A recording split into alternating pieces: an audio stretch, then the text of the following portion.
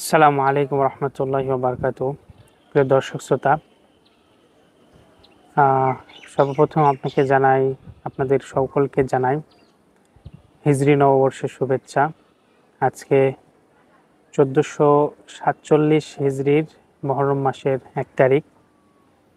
সাধারণত আমাদের দেশে ইংরেজি নববর্ষ, বাংলা নববর্ষ যখন আসে তখন অনেক আগে থেকে এটা সকলে হিসাব করে রাখে, এটাকে কেন্দ্র করে উৎসব আয়োজনের ব্যবস্থা করে।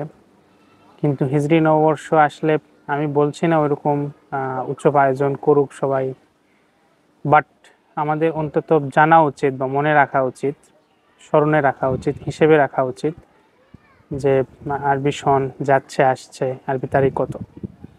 তো আজকে হিজরি নববর্ষের শুরু হয়েছে, আজকে মুহররমের 1 তারিখ। সেই উপলক্ষে হিজরি সন সম্পর্কে কিছু ফুটনোট, কিছু ছোট ছোট তথ্য আপনাদের সামনে শেয়ার করব।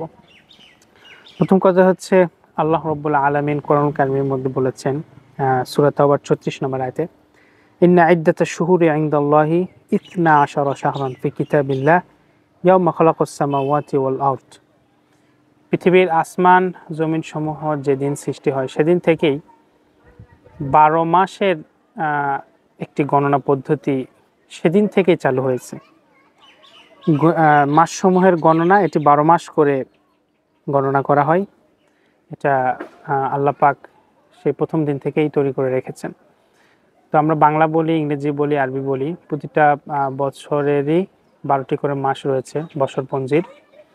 তো তার ধারাবাহিকতায় আমাদের আরবিরও তাই 12টি মাস। অনেকেই আমাদের আরবি 12টি মাসের নাম জানে না, মনে রাখে না, বা যেহেতু আমাদের দেশে দাপ্তরিক কাজেও ব্যবহার হয় কম, মুখে মুখেও ব্যবহার হয় কম, কিন্তু আমাদের এটা প্রত্যেকের জানা উচিত অ্যাজ এ মুসলিম। নিজেদের সন্তান সন্ততি, বংশধর সবাই ছোট বড় যারা আছে, তো সর্বপ্রথম আপনাদেরকে মাসের নামগুলো আগে জানিয়ে দিই। মুহররম, সফর, রবিউল আউয়াল, রবিউল সানি, জুমাদাল উলা, জুমাদাল সানি, রজব, শাবান, রমাদান, শাওয়াল, দিলকাদ, দিলহজ। এই যে 12টি মাস, এটি আমাদের আরবির 12টি মাস।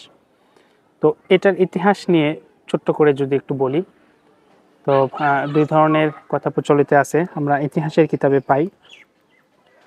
তো উমদাতুল কারি এবং আল কামিল ফি তারিখ বা তারিখে তাবারি, এই সমস্ত ইতিহাসের কিতাবগুলোতে এসেছে হযরতে আবু মুসা আশআরী রাদিয়াল্লাহু তাআলা আনহু সাহাবী, তিনি একবার হযরত ওমর রাদিয়াল্লাহু তাআলা আনহুর কাছে একটা চিঠি প্রেরণ করলেন যে, খলিফাতুল মুসলিমিন, আপনি তো আমাদেরকে বিভিন্ন সময় বিভিন্ন চিঠি প্রেরণ করেন, কিন্তু সেখানে কোনো তারিখ সন, কবে পাঠিয়েছেন, কবে পৌঁছালো, কোনো ফরমান থাকলে কবে থেকে জারি করব, এ ধরনের কোনো তারিখ উল্লেখ থাকে না।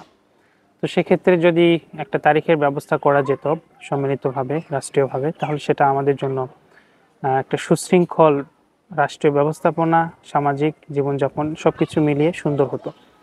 তো এটি একটি পাওয়া যায় সেই তাগাদা থেকে, এবং আরেকটি পাওয়া যায় যে হযরতে ওমর রাদিয়াল্লাহু তাআলা আনহু নিজেই, তার কাছে একটি দলিল পেশ করা হয় যাতে শাবান মাসের নাম উল্লেখ ছিল। তো তিনি তখন বুঝতে পারছিলেন না যে এই শাবান মাসটি কোন বছরের, এ বছরের শাবান মাস নাকি এটি হচ্ছে গত বছরের শাবান মাসের কথা বলা হয়েছে। তো এই কথাটিও এসেছে আল কামিল ফি তারিখের ইতিহাসের কিতাবে। তো মূলত এরকম কারণের জায়গা থেকে প্রয়োজনীয়তা অনুভব হয়, এবং তখন হযরত ওমর রাদিয়াল্লাহু তাআলা আনহু সাহাবায়ে আজমাইনদেরকে সাথে নিয়ে বসেন, পরামর্শ সাপেক্ষে হিজরি সনটা প্রবর্তন করেন। পরামর্শ এসেছিল যে রাসূল পাক সাল্লাল্লাহু আলাইহি ওয়াসাল্লামের জন্মের বছর থেকে এটা বছর গণনা শুরু হোক। আবার পরামর্শ এসেছিল তার ওয়াফাত বা মৃত্যুর বছর থেকে হোক। আবার হযরত আলী রাদিয়াল্লাহু তাআলা আনহু পরামর্শ দিয়েছিলেন হিজরতের সময় থেকে হোক, কেননা ফাররাকাত বাইনাল হাক্কি ওয়াল বাতিল, হিজরত এটা হক বাতিলের মধ্যে পার্থক্য নির্ণয়কারী ছিল, এবং মুসলমানদের জীবনে ইতিহাসে এটা মোস্ট সিগনিফিক্যান্ট একটি ঘটনা। তো মূলত সেটাকেই হযরত ওমর রাদিয়াল্লাহু তাআলা আমলে নেন, এবং তারই পরিপ্রেক্ষিতেই আমাদের এই হিজরি সনটা শুরু হয়। এই জন্যই হিজরি সনের নাম কিন্তু হিজরত থেকে এসেছে। তো হিজরতের 17 বছর পর হযরত ওমর রাদিয়াল্লাহু তাআলা আনহু সাহাবায়ে কেরামকে সাথে নিয়ে এই হিজরি সন প্রবর্তন করেন এবং এরপর থেকেই শুরু হয়ে যায়। তো প্রথম মাস বছরের কোনটি হবে সেটি নিয়েও কিছু কথা আছে। কোন সাহাবা কেরাম বলেছিলেন যে রমাদান থেকে হোক, রমজান ইবাদতের বসন্তকাল মুসলমানদের জন্য একটা সিগনিফিকেন্স বহন করে।